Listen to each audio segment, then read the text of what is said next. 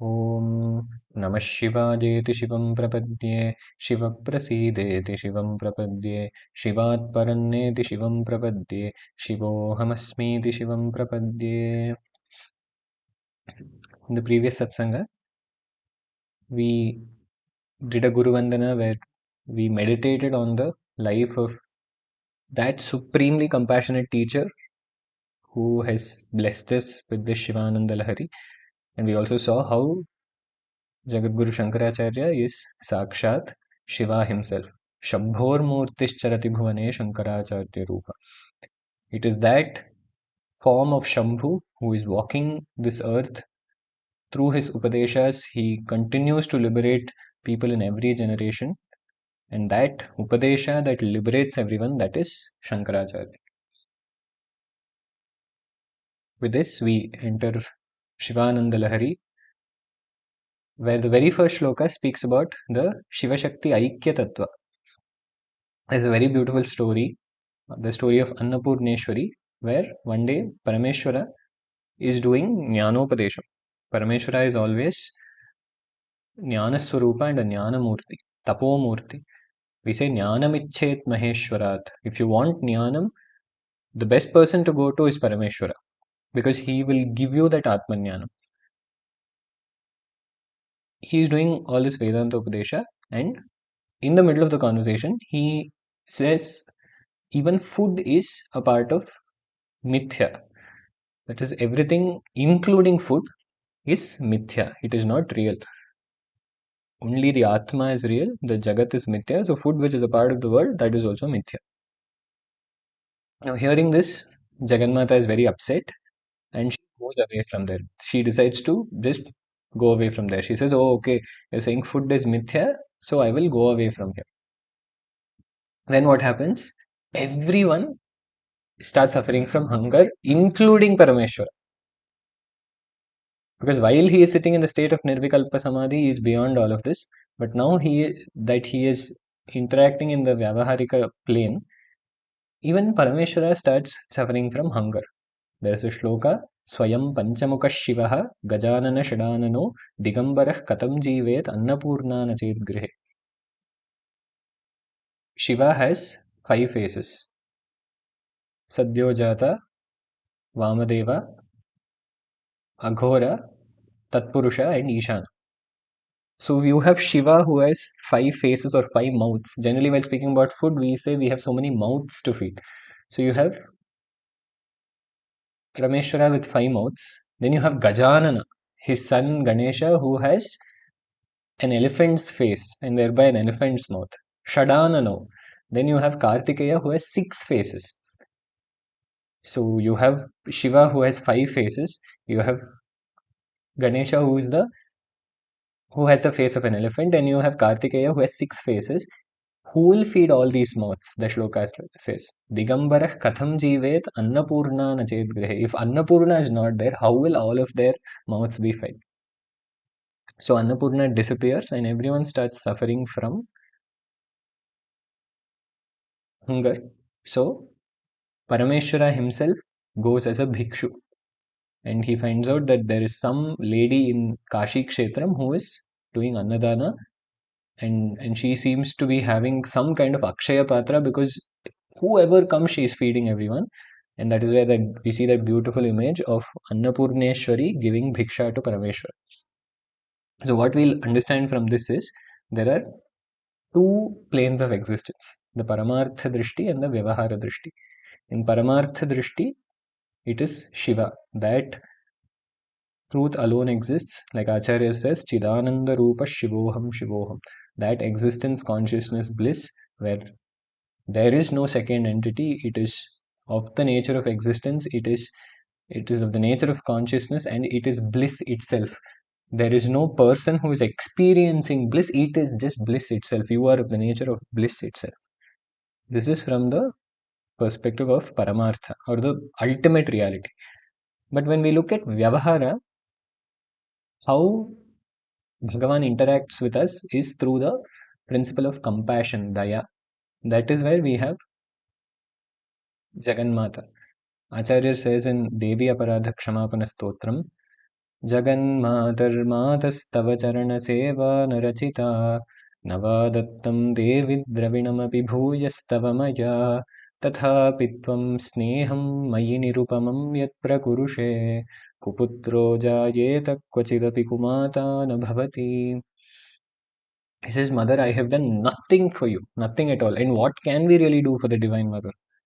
She who has been compassionate enough to bless us with everything that we want and more. The little bit of puja or the little bit of naivedya that we do, it is just a expression of our own gratitude. It's like when a child takes a toy cup and fills it with plain water and gives it to his mother saying, this is coffee. That is all we can do.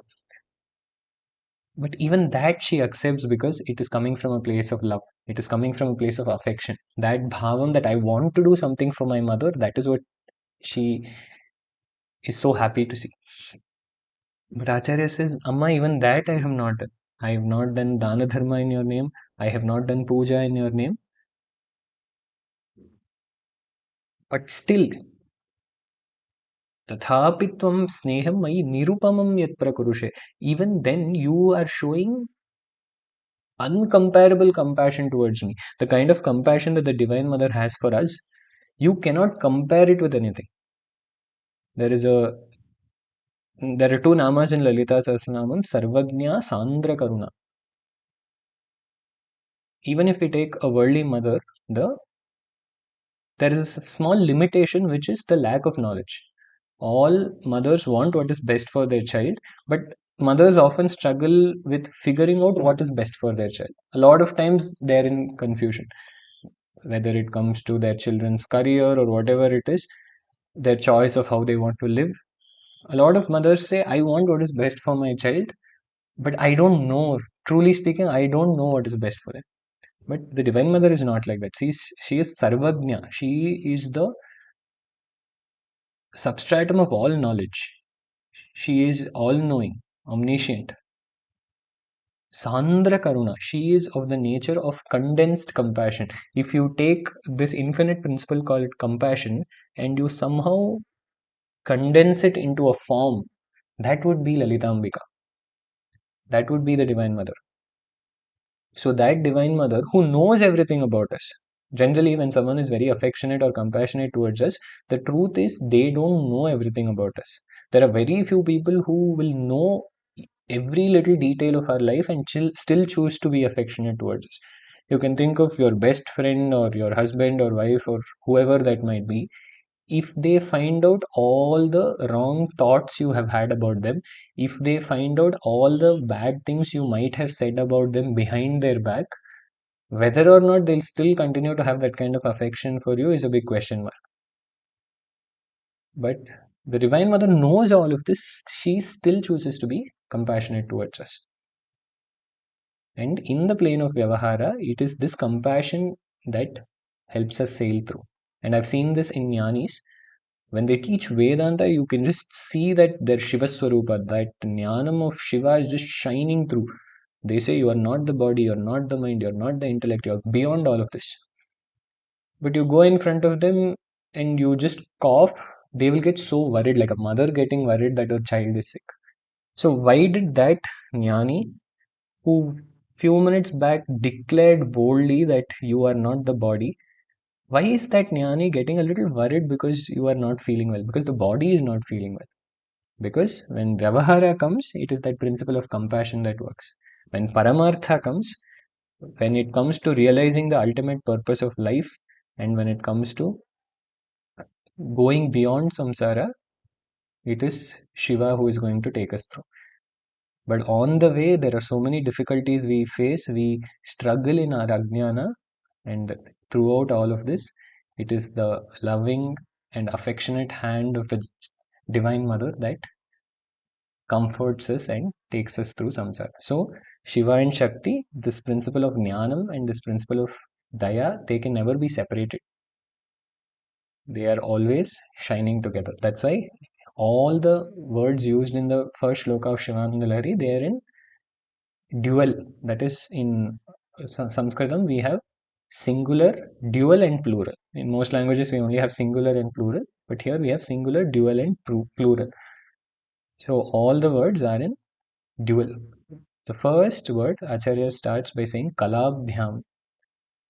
Again, if we compare this to Saundarya Lahari, the first word he starts with is Shiva. Shiva Shaktya Yukto Yadi Bhavati. Here, while speaking about Parameshwara, he is starting with the Nama Kala, which is the name of the Divine Mother. So he says Kalabhyam, those who are the embodiment of art. And this is one of the greatest secrets of the Bhakti Marga. It is to use art to connect to Bhagavan. If we see all the stotras, all the Puranas, Mahabharata, Ramayana, all of them are poems.